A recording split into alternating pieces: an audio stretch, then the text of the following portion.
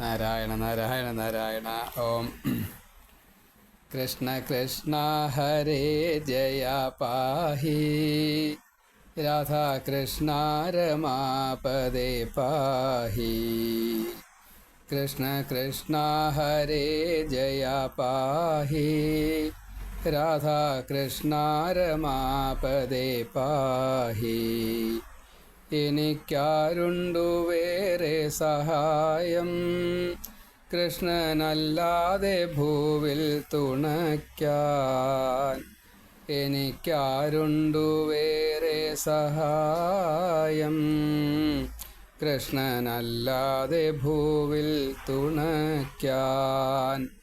ദുഃഖം തീരാൻ ഞാൻ ആരെ നമിക്കും, ദേഹപീഡകൾ തീരാൻ പറയും.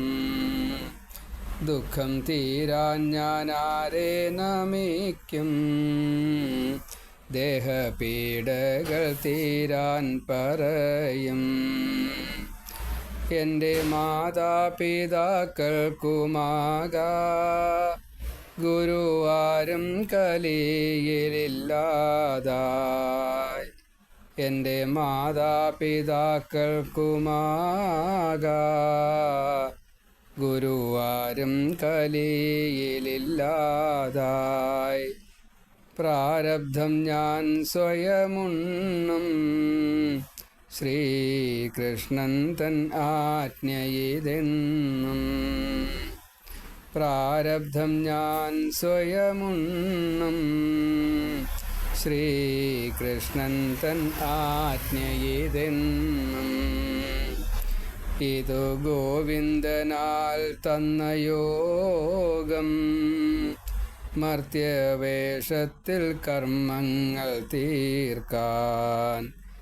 ഇതു ഗോവിന്ദനാൽ തന്ന യോഗം, മർത്യവേഷത്തിൽ കർമ്മങ്ങൾ തീർക്കാൻ. ബുദ്ധി തന്നു വിശേഷമായി വിഷ്ണു കൃഷ്ണലീലാരഹസ്യം പഠിക്കാൻ. ബുദ്ധി തന്നു വിശേഷമായി വിഷ്ണു കൃഷ്ണലീലാരഹസ്യം പഠിക്കാൻ. കൃഷ്ണ കൃഷ്ണ ഹരേ ജയ പാഹി രാധാകൃഷ്ണ രമാപദേ പാഹി. കൃഷ്ണ കൃഷ്ണ ഹരേ ജയ പാഹി രാധാകൃഷ്ണ രമാപദേ പാഹി. സർവത്ര ഗോവിന്ദനാമ സങ്കീർത്തനം. ഗോവിന്ദ ഗോവിന്ദ. അടുത്ത ശിവപുരാണത്തിലെ കീർത്തനാണ് വരും. ശിവപുരാണത്തിൽ ചേർക്കണ്ട്. വിഷ്ണും ഭാസ്വൽ കിരീടം മണിമകുടകടിസൂത്ര കേയൂരഹാരഗ്രൈവേയോരാർവാദിമുഖ്യാഭരണമണിഗണോല്ലാസ്യ ദിവ്യാംഗരാഗം. വിശ്വാകാശാവകാശ പ്രവിതതമയുധാദിത്യ അനീകാശമുദ്യൽ ബാഹ്വഗ്രവ്യഗ്രനാനായുധ നികരധരം വിശ്വരൂപം നമാമി. ഭഗവാന്റെ അത്യധികം തിളങ്ങുന്നതായിട്ടുള്ള കിരീടം. അതിൻ്റെ പ്രത്യേകത എത്രയാ രത്നങ്ങൾ എന്ന് ചോദിച്ചാൽ നിശ്ചല. അതായത് നമ്മൾ സാധാരണ നവരത്നം എന്ന് പറയും. അത് 18 രത്നം എന്ന് സാധാരണഗതിയിൽ തന്നെ ഉണ്ട്, നമ്മൾ ഉപയോഗത്തിലുണ്ട്. 1000-ലധികം രത്നങ്ങൾ നമുക്ക് കണ്ടുപിടിക്കപ്പെട്ടിട്ടുണ്ട് എന്നാണ്. അങ്ങനെ ഓരോ രത്നങ്ങൾക്കും ഓരോരോ വിലയുണ്ട്, മൂല്യമാണ് കണക്കാക്കിയത്, കാശിൻ്റെ കാര്യമല്ല. ഓരോരോ രോഗങ്ങളെ മാറ്റാൻ അല്ലെങ്കിൽ മറ്റു പലതും അങ്ങനെ ലോകഹിതമായിട്ട് ലോകാനുഗ്രഹമായിട്ട് പലതും കൊടുക്കാൻ സാധിക്കും. അതാണ് രത്നങ്ങളുടെ പ്രത്യേകത. സ്വയം പ്രകാശ ഭാവം അത് രത്നങ്ങൾക്കുള്ളതാണ്. രത്നങ്ങൾക്ക് സൂര്യന്, അതേപോലെ ഇടിമിന്നലിന്, തീയിന്, ഇങ്ങനെ സജ്ജനങ്ങൾക്ക്, ഗ്രന്ഥങ്ങൾക്ക്, ഗുരുക്കന്മാർക്ക് ഒക്കെ സ്വയം പ്രകാശിത ഭാവമുണ്ട് എന്ന കൂട്ടത്തിൽ രത്നത്തിനകത്തുണ്ട്. അങ്ങനെയുള്ള രത്നങ്ങൾ പരിച്ചതായിട്ടുള്ള ആഭരണങ്ങളാണ് ഭഗവാൻ തലയിലായാലും കഴുത്തിലായാലും കയ്യുമ്പിലായാലും എല്ലാ ദിക്കിലും ഇട്ടിട്ടുണ്ടാവുക. അങ്ങനെയുള്ള ആ ഭഗവാന്റെ ഓരോരോ ആഭരണങ്ങളെ പ്രത്യേകമായിട്ട് പറയണു. അത് കയ്യിലായാലും കാലിലായാലും തലയിലായാലും മറ്റേ വളയിലായാലും ഈ തോൾവളയിലായാലും കടകത്തിലായാലും ഈ കൗസ്തുഭം തൊട്ടുന്ന രത്നങ്ങളായാലും അതേപോലെ ഹാരങ്ങൾ ധാരാളമുണ്ട്. എന്തിലൊക്കെ ആച്ചാൽ അതേപോലെ തന്നെ ഈ കൗശേയപ്പട്ട തുടങ്ങിയിട്ടുള്ള അതിലൊക്കെ രത്നങ്ങൾ പതിച്ചിട്ടുണ്ട് എന്നാണ് അതിൻ്റെ സാരം. ഇങ്ങനെ സർവാഭരണ വിഭൂഷിതനായിട്ടുള്ള ഭഗവാനെ, സ്വയം പ്രകാശം ചൊരിയുന്നതായിട്ടുള്ള ഭഗവത്വം ഉണ്ടായിട്ടും ഭഗവാൻ എന്തിനാണ് ഇത് ധരിച്ചത്? സത്യം പറഞ്ഞാൽ നമുക്കറിയില്ല. നമ്മൾ ആവശ്യപ്പെടുന്നത് എന്തോ അത് തരുവാൻ വേണ്ടിയിട്ട് ഭഗവാൻ തൻ്റെ തൃക്കാലിൻ്റെ മുട്ടിൽ ഒരു ചെപ്പായിട്ടത് കണക്കാക്കി അതിൽ രത്നങ്ങളെ ഒളിപ്പിച്ച് വെച്ചിരിക്കുകയാണ്. എന്താഗ്രഹം പറഞ്ഞാലും ഭഗവാനെ നമസ്കരിച്ച് കഴിഞ്ഞാൽ അത് നമ്മൾ ചോദിക്കൊന്നും വേണ്ട, നമ്മൾ മനസ്സിൽ വിചാരിക്കുകയേ വേണ്ടു, അപ്പോഴേക്കും അത് തന്നിരിക്കും. ഇങ്ങനെയാണ്. ആ ഒളിപ്പിച്ച് വെച്ച മുത്തുകൾ ഉണ്ടായിട്ടും ഈ രത്നങ്ങളെ ധരിച്ചതായിട്ടുള്ള ഭഗവാന്റെ കാഴ്ചപ്പാട് തന്നെ ഭഗവാൻ വിഷ്ണു എന്ന നിലയ്ക്ക് സർവ്വ അലങ്കൃത വിഭൂഷിത ഭാവത്തിലാണ് എപ്പോഴും ഭഗവാൻ അലങ്കാരപ്രിയൻ. അങ്ങനെയാണ്. ഓരോരുത്തർക്കും ഓരോ ഭാവങ്ങളുണ്ടേ. മഹാദേവന് ധാരയാണ്, വെള്ളം ആണ് എപ്പോഴും ഇങ്ങനെ വീഴ്ത്തിക്കൊണ്ടിരിക്കേണ്ടത്. അതേപോലെ ശാക്തേയമായിട്ടാണെങ്കിൽ എത്രത്തോളം അമ്മയെ സംപ്രീതയാക്കാൻ സാധിക്കുമോ അത്രത്തോളം കുന്നുകുന്നായിട്ട് നേദ്യാദികളെ സമർപ്പിച്ചുകൊണ്ട് അമ്മയ്ക്ക് വേണ്ടിയിട്ട് സേവനം ചെയ്തുകൊണ്ട് അമ്മയെ വിശ്വസിച്ചുകൊണ്ട് അമ്മയെ ആശ്രയിച്ചുകൊണ്ട് അമ്മയെ സ്നേഹിച്ചുകൊണ്ട് അങ്ങനെയൊക്കെയാണ് ശാക്തേയം. ദൃഢവിശ്വാസത്തിലാണ് പ്രാധാന്യം. ഇങ്ങനെ സർവവ്യാപിയായിട്ടുള്ള ഭഗവാന്റെ തിരുരൂപം അത് സ്വരാട്ട് ആയിട്ട് വിരാട്ടായിട്ട് വിശ്വമായിട്ട് നിറഞ്ഞു നിൽക്കുന്നു. 10,000 സൂര്യന്മാരുടെ പ്രകാശമുള്ളതായിട്ടുള്ള ഈ ഭഗവാന്റെ അതിതേജസ് ഈ രത്നങ്ങൾക്ക് കൂടി കൊടുക്കുമ്പോൾ രത്നങ്ങളിൽ നിന്ന് വരുന്നതായിട്ടുള്ള പ്രകാശം, അതേപോലെ ഭഗവാൻ രക്ഷിക്കാൻ വേണ്ടിയിട്ട് വിവിധങ്ങളായിട്ടുള്ള ആയുധങ്ങളെ, സഹസ്ര ബാഹുക്കളാണ്, 1000 കയ്യിലും വ്യത്യസ്തമായിട്ടുള്ള ആയുധങ്ങളെ ഭഗവാൻ ധരിച്ചിട്ടുണ്ട്. ഇങ്ങനെ വിശ്വരൂപനായിട്ടുള്ള വിഷ്ണുവിനെ ഞാൻ നമസ്കരിക്കുന്നു. എന്തിനു വേണ്ടിയിട്ടാ? എനിക്ക് എൻ്റേത് എന്നുള്ളത് 7 തരത്തിൽപ്പെട്ടതുണ്ട്. അഹം മമ ഏഷ അന്യ തവ, അഹം മമ ത്വം തവ ഏഷ അന്യ എന്നൊക്കെ പറഞ്ഞിട്ടുള്ള ഭാവങ്ങൾ വേറെ. എനിക്ക്, എന്നിൽ നിന്ന്, എന്നോട്, എന്നിലേക്ക്, എന്നാൽ എന്നൊക്കെ പറഞ്ഞിട്ടുള്ള ഈ ഭാവങ്ങൾ, അഹംഭാവങ്ങൾ, അതെല്ലാം തീരാൻ വേണ്ടിയിട്ട് ഞാൻ ഭഗവാനെ ആശ്രയിക്കുന്നു. ഇങ്ങനെ നമുക്ക് നമ്മുടേത് എന്ന് പറയാൻ ഒന്നുമില്ല എന്ന് എപ്പോഴാണോ നമുക്ക് ബോധ്യമാകുന്നത് അപ്പോൾ ക്രമേണയായിട്ട് മുക്തിക്കുള്ള അർഹത നേടും എന്ന് ഭഗവാന്റെ വാക്ക്. അപ്പോൾ അതിൽ ഏറ്റവും പ്രധാനപ്പെട്ടതായിട്ടുള്ള ഒരു കർമ്മമാണ് പഞ്ചയജ്ഞം എന്നത്. പഞ്ചയജ്ഞത്തിൽ ഏറ്റവും പ്രധാനമാണ് ദേവ ഋഷി പിതൃ പ്രീതിക്ക് വേണ്ടിയിട്ട് പല കർമ്മങ്ങളെ ചെയ്യലും, അതേപോലെ തന്നെ തിര്യക് ലോകത്തിനും സസ്യജാലത്തിനും വേണ്ടിയിട്ട് നാം എന്താണോ കൊടുക്കേണ്ടത് അത് കൊടുക്കുക. ആഹാരമാണെന്ന് വെച്ചാൽ ആഹാരം, കുളിപ്പിക്കുക വെച്ചാൽ കുളിപ്പിക്കുക, അല്ല സസ്യങ്ങൾക്ക് വളം കൊടുക്കുക വെച്ചാൽ അത്, ദേവന്മാർക്കാണെന്ന് വെച്ചാൽ യാഗപൂജ അധികാരങ്ങളെല്ലാം ചെയ്തു കൊടുക്കുക, പിതൃക്കളെ കാണിച്ചാൽ ബലി, ശ്രാദ്ധം, പിണ്ടം തുടങ്ങിയിട്ടുള്ള കാര്യങ്ങളൊക്കെ ചെയ്തു കൊടുക്കുക. അതേപോലെ ഋഷിമാരെ പ്രീതിപ്പെടുത്താൻ വേണ്ടിയിട്ടാണെങ്കിൽ, ആ കടം വീട്ടാൻ വേണ്ടിയിട്ടാണെങ്കിൽ വേദം പഠിക്കുക, അതല്ല വെച്ചാൽ പുരാണങ്ങളെ പഠിക്കുക, അത് പറയുക, മറ്റുള്ളവർക്ക് ഉപകാരമായിട്ട് പറഞ്ഞു കൊടുക്കുക. ഇങ്ങനെ കടങ്ങളെ മുഴുവൻ വീട്ടണം. അപ്പോൾ അതിൽ ഏറ്റവും പ്രധാനപ്പെട്ടതായിട്ടുള്ള ഒരു, എന്നാൽ എല്ലാവരും എല്ലാ സമയത്തും ചെയ്യാത്തതായിട്ടുള്ള ഒരു കർമ്മമാണ് പിതൃപ്രീത്യർത്ഥം. നമ്മൾ സാധാരണ ദേവാലയത്തിൽ പോകാറുണ്ട്, ചീട്ടാക്കാറുണ്ട്, പലതും ചെയ്യാറുണ്ട്. ചില പുരാണങ്ങളൊക്കെ നമ്മൾ വായിക്കാറുണ്ടാവും. എല്ലാവരും ഭഗവാനെ ആശ്രയിക്കുന്നവർ തന്നെയാണ്, ആശ്രയിക്കുന്ന സ്വഭാവത്തിന് മാത്രമേ വ്യത്യാസമുള്ളൂ. അപ്പോൾ ഇവിടെ പിതൃക്കളെ പറ്റിയിട്ട് പറയുമ്പോൾ 7 തരത്തിൽപ്പെട്ടതായിട്ടുള്ള കടങ്ങൾ നമുക്ക് പിതൃസംബന്ധമായിട്ട് വരും എന്നാണ്. 7 തരത്തിൽപ്പെട്ടതായിട്ടുള്ള പിതൃക്കൾ പറയുന്നത് ദേവന്മാരും സാധ്യന്മാരും അധോലോകികളായിട്ടുള്ള പിതൃക്കൾ 3 വിഭാഗത്തിൽ, അഗ്നിശ്വാത്തന്മാർ, സോമസത്തുക്കൾ, ബർഹിഷത്തുക്കൾ എന്ന് 3 വിഭാഗം. അതേപോലെ ജീവിച്ചിരിക്കുന്നവരായിട്ടുള്ള മർത്യഭാവത്തിലുള്ളവരും തിര്യക് ജാതിയിലുള്ളവരും സസ്യജാലങ്ങളിലും പ്രാണിവർഗ്ഗങ്ങളിലും ഒക്കെ പെട്ടവർക്ക് ബ്രാഹ്മണ, ക്ഷത്രിയ, വൈശ്യ, ശൂദ്ര വ്യത്യാസമുണ്ട്. കേട്ടിട്ടുണ്ടാവും വിചാരിക്കണം. ആന ബ്രാഹ്മണൻ്റെ, ക്ഷത്രിയൻ്റെ, വൈശ്യൻ്റെ ലക്ഷണങ്ങളൊക്കെ ഉണ്ട്. ഒരു ഉണ്ട്. അപ്പോൾ ഒരു ആന നമ്മൾ വെള്ളം കുടിക്കാൻ കൊടുത്തു വെച്ചാൽ ആന ആദ്യം തുമ്പിക്കയെടുത്തിട്ട് കാല് നനയ്ക്കുകയാണെന്ന് വെച്ചാൽ അത് ബ്രാഹ്മണനാണ്. അങ്ങനെ മുകളിലേക്ക് തലയിലേക്ക് ഒഴിക്കാന്ന് വെച്ചാൽ ക്ഷത്രിയനാണ്. അങ്ങനെ ലക്ഷണങ്ങളുണ്ട്. ആദ്യമാണ് കുടിക്കുക വെച്ചാൽ ശൂദ്രനാണ്. അങ്ങനെ അപ്പോൾ ലക്ഷണങ്ങൾ എല്ലാറ്റിനും ഉണ്ട്. ഇനി നമ്മൾ സാധാരണഗതിയിൽ ചെയ്യാറില്ല, എന്നാൽ ഇത് വിചാരിച്ച് ചെയ്യണമെന്ന് നിയമം. എങ്ങനെയാണെന്ന് വെച്ചാൽ പിതൃക്കൾക്ക് നമ്മൾ ആർക്കൊക്കെ പിണ്ടം വെക്കണം എന്നതാണ്. നമ്മൾ സാധാരണ അച്ഛനമ്മമാർക്കൊക്കെ പിണ്ടം വയ്ക്കും. അതിന് ചില കണക്കും അതൊക്കെ പുരോഹിതന്മാർ നമുക്ക് പറഞ്ഞു തരും, വൈദികന്മാർ പറഞ്ഞു തരും. അപ്പം അതിൽ അച്ഛൻ അമ്മ 2 കുടുംബങ്ങളിൽപ്പെട്ടതായിട്ടുള്ള ആ പുരുഷന്മാർക്കും സ്ത്രീകൾക്കും മുഴുവൻ നമ്മൾ പിണ്ടം വയ്ക്കണം, എന്നാലേ കടം തീരുള്ളൂ. സന്യാസവിധിയിൽ പറയുന്നതായിട്ടൊരു വിധിയാണ് ഇപ്പോൾ ഞാൻ പറയണത്. അതേപോലെ ഭാര്യ ഭർത്താവ്, അതിൽ 2 കുലത്തിൽപ്പെട്ടതായിട്ടുള്ള എല്ലാ ആണുങ്ങൾക്കും സ്ത്രീകൾക്കും പിണ്ടം വയ്ക്കണം. അതേപോലെ ഗുരു, മാഷും ടീച്ചറും ഉണ്ടാവും. അതേപോലെ അവരുടെ ഭാര്യാഭർത്താക്കന്മാർ, ആണുങ്ങൾ പെണ്ണുങ്ങൾ, അവർക്ക് എല്ലാവർക്കും ആ കുടുംബത്തിന് മുഴുവൻ പിണ്ടം വയ്ക്കണം, എന്നാലേ കടം വീടുള്ളൂ.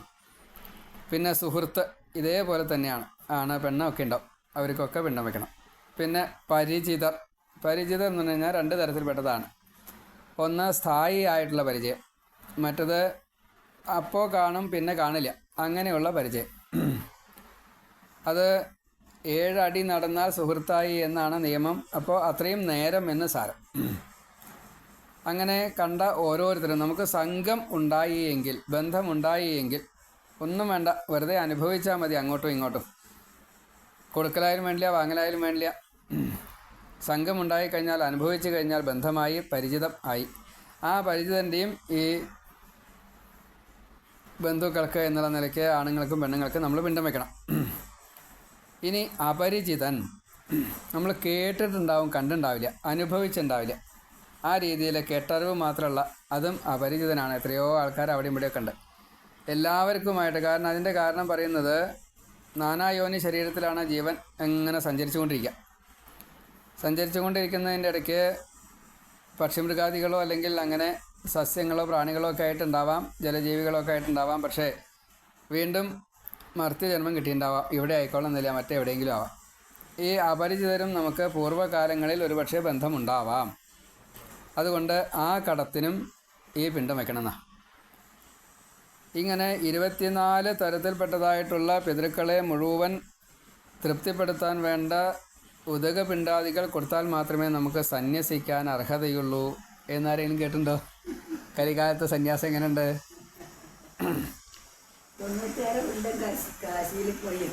96 പിണ്ടം ആയിക്കോട്ടെ. അത് 24ൻ്റെ വകഭേദങ്ങളായിട്ട് 96 പറഞ്ഞിട്ടുണ്ടാവുമായിരിക്കാം, അതറിയില്ല എനിക്ക് അത് ഞാൻ പഠിച്ചിട്ടില്ല, ഉണ്ടെന്ന് ഞാൻ കേട്ടിട്ടുണ്ട്. ഏതായാലും ഈ 24 തന്നെ വെക്കാറില്ല എന്നുള്ള ഉറപ്പാണല്ലോ.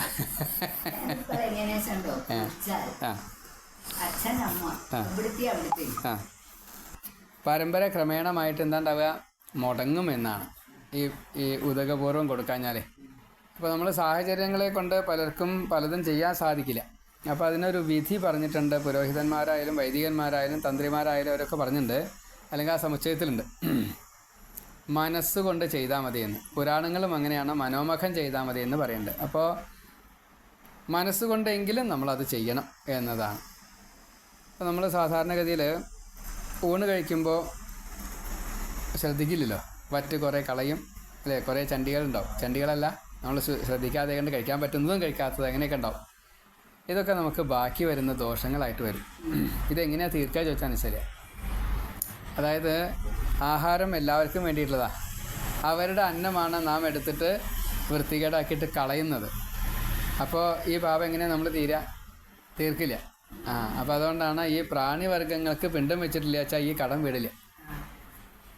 അപ്പോൾ നമ്മൾ ഊണ് കഴിക്കുമ്പോൾ എത്ര മനസ്സിരുത്തണം? അമ്മ പറഞ്ഞിട്ടുണ്ട്, കൂട്ടാൻ വയ്ക്കുമ്പോൾ ഇലയിൽ ഉളമ്പി കഴിഞ്ഞാൽ ഒന്നും കളയാനുണ്ടാവരുത്.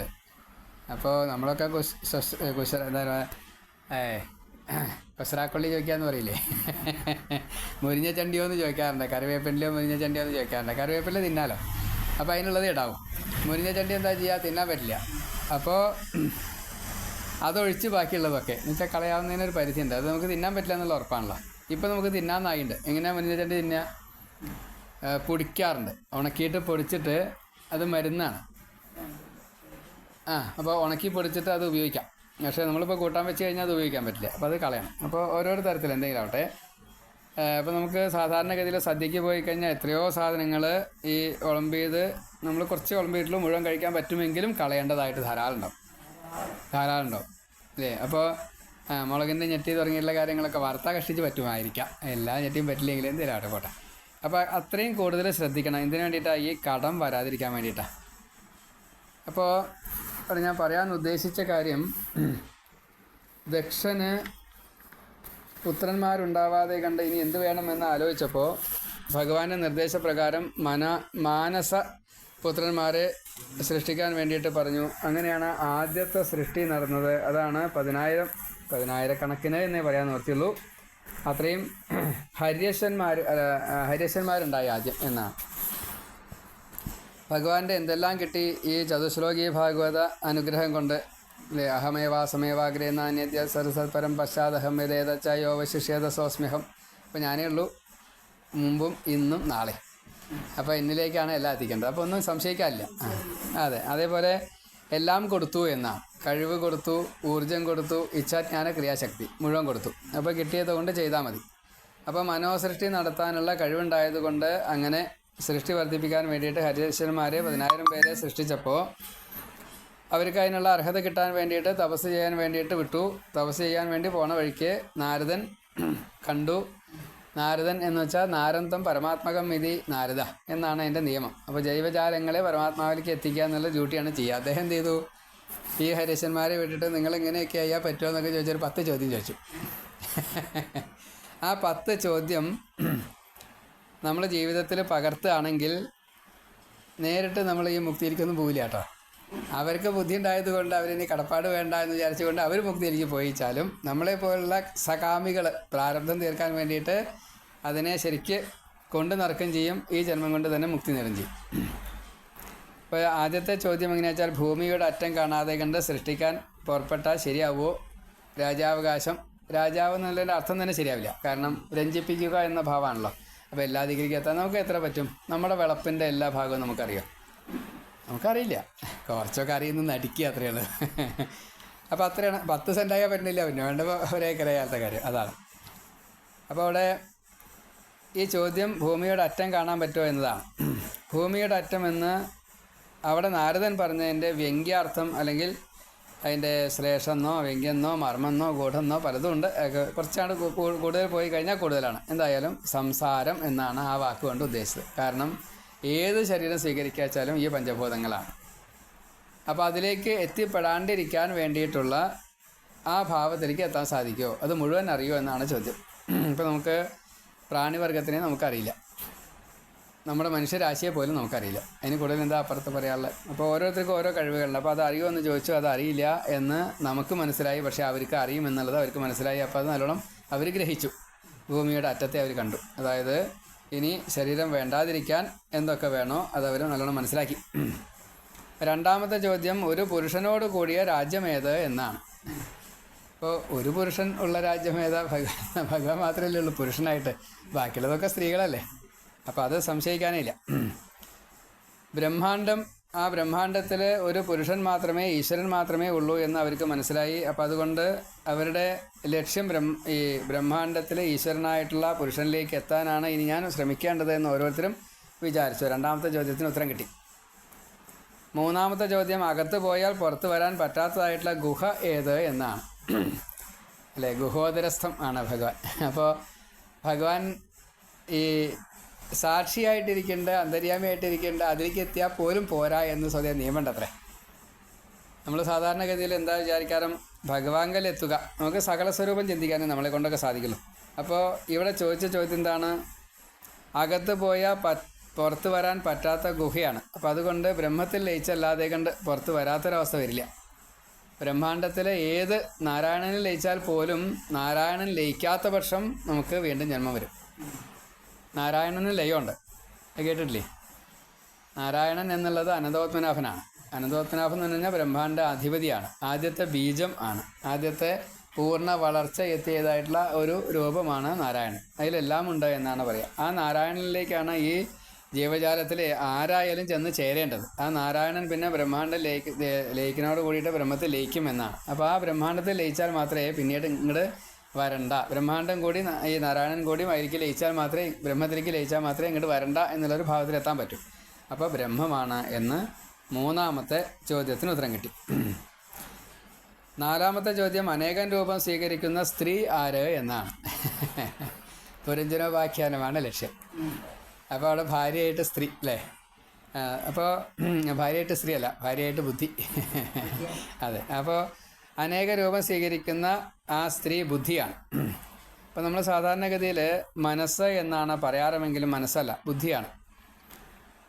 ബുദ്ധിക്ക് എവിടെ വേണമെങ്കിലും എപ്പോൾ വേണമെങ്കിലും കാമത്തെ നിയന്ത്രിച്ചുകൊണ്ട് ഈ മനസ്സിനെ പോലും അടക്കാനുള്ള കഴിവ് അത് ബുദ്ധിക്ക് മാത്രമേ ഉള്ളൂ. ആ ബുദ്ധിയാണ് ഏത് രൂപം വേണമെച്ചാൽ സ്വീകരിക്കാവുന്ന സ്ത്രീ രൂപം. അപ്പോൾ ആ സ്ത്രീയെ അറിയണം, ആ ബുദ്ധിയെ അറിയണം. പുരഞ്ജനോപാഖ്യാനത്തിൽ വളരെ വിശദമായിട്ടത് പറഞ്ഞിരിക്കണം. അഞ്ചാമത്തെ ചോദ്യം, ചാരിത്രമില്ലാത്ത സ്ത്രീയുടെ ഭർത്താവിനെ അറിയുമോ എന്നാണ്. അപ്പോൾ ആ ബുദ്ധിയെ ഭരിക്കേണ്ടതാണ് ജീവൻ. ഇന്നലെ മിനിഞ്ഞാന്ന് പറഞ്ഞ് ഞാൻ പ്രഭാഷണത്തിൽ പറഞ്ഞിട്ടുണ്ട്, മനസ്സ് നമുക്ക് പുറത്തേക്ക് വിടാറാവണം, ബുദ്ധി നമ്മുടെ അടിമയാവണം, നമ്മുടെ ഭാര്യയാവണം. എന്താ ഭാര്യയുടെ അർത്ഥം? ഭരിക്കണം. ഭർത്താവ് ഭാര്യയെ ഭരിക്കണം എന്നാണ്. അവിടെ നമ്മൾ തെറ്റിദ്ധരിച്ചുകൊണ്ട് ആണ് പെണ്ണിനെ ഭരിക്കണം, പെണ്ണ് ആണിനെ ഭരിക്കണം പറഞ്ഞുകൊണ്ട് തെറ്റിദ്ധരിക്കുകയാണ് അല്ലേ? മരുമക്കത്തായത്തിൽ പെണ്ണ് ആണിനെ ഭരിക്കും അല്ലേ, മക്കത്തായത്തിൽ ആണ് പെണ്ണിനെ ഭരിക്കും. ഇത്രയേ ഉള്ളൂ വ്യത്യാസം. അപ്പോൾ അതൊന്നുമല്ല, ജീവൻ ബുദ്ധിയെ ഭരിക്കണം എന്നുള്ളത് നാം അനുഭവിക്കേണ്ടതായിട്ടുള്ള ഓരോന്നും മനസ്സിനാൽ പ്രേരിതമായിട്ട് പഞ്ചേന്ദ്രിയങ്ങളിലൂടെ അകത്തേക്ക് വരുന്നതിനെ ഏതിനെ സ്വീകരിക്കണം, ഏതിനെ പുറത്താക്കണം എന്ന് വിശകലനം ചെയ്യണം എന്നുള്ളതാണ് ബുദ്ധി. അത് ബുദ്ധി നമ്മുടെ കൺട്രോളിലായാൽ മാത്രമേ അത് ചെയ്യാൻ സാധിക്കുള്ളൂ. അതുകൊണ്ട് ബുദ്ധിയെ അറിയണം. ഇനി ആറാമത്തെ ചോദ്യം, മേലോട്ടും താഴോട്ടും ഒഴുകുന്നതായിട്ടുള്ള നദി ഏത് എന്നതാണ്. ജീവഗതിയാണ് ഉദ്ദേശിച്ചത്. ഈ സംസാരം, ജനിക്കുക മരിക്കുക എന്ന ഒരു ഭാവം ജീവന് മാത്രമേ ഉള്ളൂ. അപ്പോൾ മേലോട്ടും ഒഴുകുന്നതായിട്ടുള്ള ആ നദി ഈ ജനന മരണാദികൾ തന്നെയാണ്. അത് മനസ്സും ജീവനും കൂടിയിട്ട് എപ്പോഴും ചേർന്നിട്ടാണ് നിൽക്കുക, ലയം വരെ. മനസ്സിലായില്ല? പ്രാണനും ദേഹവും തമ്മിലാണ് ബന്ധം, ജീവനും മനസ്സും തമ്മിലാണ് ബന്ധം. അത് വേർപെടുകയേ ഇല്ല. എപ്പോഴാണോ ഒരു ശരീരം കിട്ടുന്നത്, ആ ശരീരത്തിലേക്ക്, മനുഷ്യ ശരീരമാണെന്ന് വെച്ചാൽ 5 കോശങ്ങളും പൂർണ്ണമായിട്ടുണ്ടാവും. അന്നമയം, പ്രാണമയം, മനോമയം, വിജ്ഞാനമയം, പിന്നെ ആനന്ദമയം. ഇങ്ങനെ 5 കോശങ്ങൾ നമുക്കുണ്ട്. ഈ 5 കോശങ്ങളും പൂർണ്ണമായിട്ട് മനുഷ്യർക്ക് മാത്രമേ ഉള്ളൂ, എല്ലാവർക്കും ഇല്ല. ഇപ്പോൾ മരങ്ങൾക്കാണെന്ന് വെച്ചാൽ സ്പർശകോശം ആണ് പറയുക. അപ്പോൾ അത് ഇതിൻ്റെ ഉള്ളിൽ, തൊലിക്ക് ഉള്ളിൽ കാണ്ഡത്തിൽ തൊട്ടാൽ മാത്രമേ സ്പർശം അതിന് അനുഭവിക്കുന്നുള്ളൂ. അപ്പോൾ കോശങ്ങളുടെ കുറവ് കൊണ്ടാണ് അത് അങ്ങനെ വരാനുള്ള കാരണം. അങ്ങനെ ഓരോരുത്തരും ഓരോന്നുണ്ട്. അപ്പോൾ ഇങ്ങനെ ജനന മരണാദികളെ നമുക്ക് നിയന്ത്രിക്കാൻ സാധിക്കുമോ എന്നത് ഈ ഇന്ദ്രിയങ്ങളും മനസ്സും ബുദ്ധിയും കൂടിയതാണ് 7 മായ. ആ മായയെ അറിഞ്ഞാൽ മാത്രമേ ജനന മരണാദികളെ ഇല്ലാണ്ടാക്കാൻ നമുക്ക് സാധിക്കുള്ളൂ. അങ്ങനെ ആയാൽ മാത്രമേ ഈ ജീവൻ മേലോട്ടും താഴോട്ടും വരാതിരിക്കുള്ളൂ. അപ്പോൾ മായയെ മറികടക്കണം എന്നതാണ് ആ ചോദ്യത്തിൻ്റെ ഉത്തരം. ഇനി 25 ഘടകങ്ങളുള്ള ഗൃഹമേത് എന്നാണ്. അത് പിന്നെ സംശയമില്ല, നമ്മുടെ ശരീരം തന്നെ. പഞ്ചഭൂതങ്ങളാൽ നിർമ്മിതമായിട്ടുള്ള ഈ ശരീരത്തിൽ പഞ്ചവിഷയങ്ങളാകുന്ന തന്മാത്രകളാൽ കെട്ടപ്പെടുന്നതായിട്ടുള്ള, പഞ്ചേന്ദ്രിയങ്ങളാൽ സ്വീകരിക്കപ്പെടുന്നതായിട്ടുള്ള ഈ പഞ്ചതന്മാത്രാ വിഷയങ്ങളെ, അപ്പോൾ 15. ഇനി കർമ്മങ്ങളെ കൊണ്ട് അതിനെ വീട്ടാനോ പ്രാരബ്ധം തീർക്കാനോ വേണ്ടിയിട്ട് പഞ്ചകർമ്മേന്ദ്രിയങ്ങളെ കൂടി നിയന്ത്രിക്കുന്നതായിട്ടുള്ള ഈ മനസ്സ്. അപ്പോൾ 20ഉം പഞ്ചഭൂതങ്ങൾ 5, പഞ്ചതന്മാത്രകൾ 5, 5 × 10 അത് തമോ ഗുണമാണ്. അതേപോലെ പഞ്ച ഇന്ദ്രിയങ്ങൾ ജ്ഞാനേന്ദ്രിയങ്ങളായിട്ട് 5, പഞ്ച കർമ്മേന്ദ്രിയങ്ങളായിട്ട് 5, 5 × 10 രജോ ഗുണമാണ്. അടുത്തത് മനസ്സ്, മനോബുദ്ധി, അഹങ്കാര ചിത്തങ്ങളായിട്ട് 4, അത് സാത്വിക ഗുണമാണ്.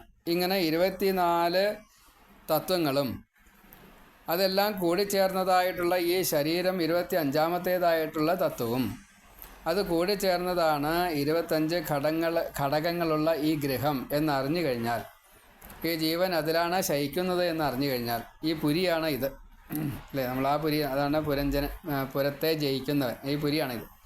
അപ്പോൾ ഇതിനെ അറിയാൻ സാധിക്കുമെങ്കിൽ നമുക്ക് ഈ മനോബുദ്ധിയുടെ അഹങ്കാരം കൊണ്ട് തന്നെ ചിത്തത്തിലിരിക്കുന്ന ക്ഷേത്രജ്ഞനെ നമുക്ക് വാസുദേവനെ അറിയാൻ സാധിക്കും. അറിഞ്ഞു കഴിഞ്ഞാൽ ഈ ജീവൻ ഈ ശരീരത്തിൽ ഇരുന്നുകൊണ്ട് തന്നെ മുക്തി പ്രാപിക്കും.